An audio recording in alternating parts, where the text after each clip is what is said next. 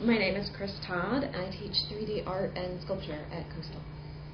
Typically, I do dysfunctional chair forms, so I take your typical chair and I stretch it and I skew it and I make it have an emotional response to its environment. And so my work tends to be taller than I am, and 6 to 8 feet is where I like to go. The closer to human scale, the more I feel like the chairs are staring you in the eye.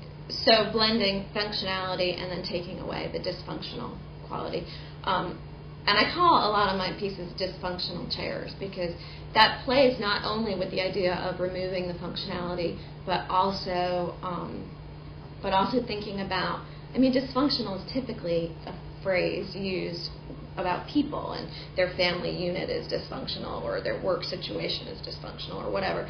And so I think that we're all, marred, dysfunctional in some way. I want to create something, be it furniture or be it sculpture, that has a life, that spans a certain amount of time. It may not outlive me, though that would be ideal, but I want it to have a life.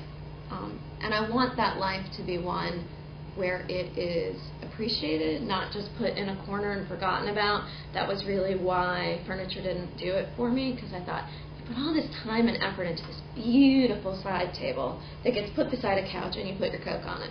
And you forget to ever look at that table again and be excited about it. And so when I started making tables, they started having uneven surfaces. So if you put your Coke down and don't look, it's going to fall over. So that kind of play with the viewer or user in that case was important. I did a step stool series. That was my first sort of functional sculptural project in grad school, and I was just getting over a breakup at the time, and I had been with him for a long time. So the first step stool I built, which I called All the Difference, was the height difference between he and I. And so I think it was 14 inches tall, which is really tall for a step stool. And then it had these sort of pieces, these nubbins that came through and were piercing the comfortable convenience of a step stool.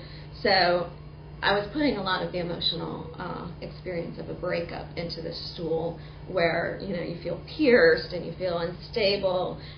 You can put one foot on it, but the other foot is kind of on rocky ground.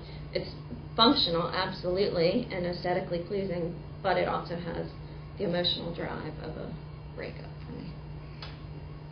Furniture pieces are functional by nature. People want to sit in a chair, they want to put their Coke on that table, but I want to take that ability away. I want to imply it because it's really important that the viewer come to the piece and think they should imagine themselves sitting in my chairs. The problem is they don't get that access. I don't offer them that. So even my chairs that have a seat that's pretty level and a back that's in the right orientation, still in some way unsettle the viewer. So I have a chair that sits on a staircase, for instance. So perfectly sittable, and in fact, when it's on a staircase, if you can get around it on the staircase, you can hike yourself up on it. But then if you're there, you're now several feet from the nearest step from where you're sitting.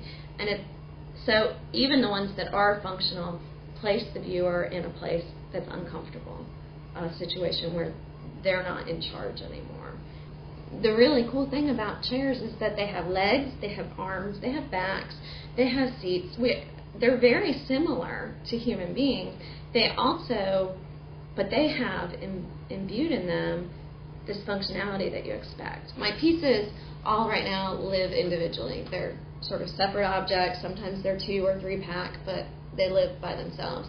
And so the next thing I want to do is integrate them into the environment. And I started working with wall hanging pieces recently, and I have this idea of making wall hanging pieces that actually interact with the wall and feel like they're going into the wall or coming out of the wall and struggling with that surface a bit more. So I guess that's the dream of the moment.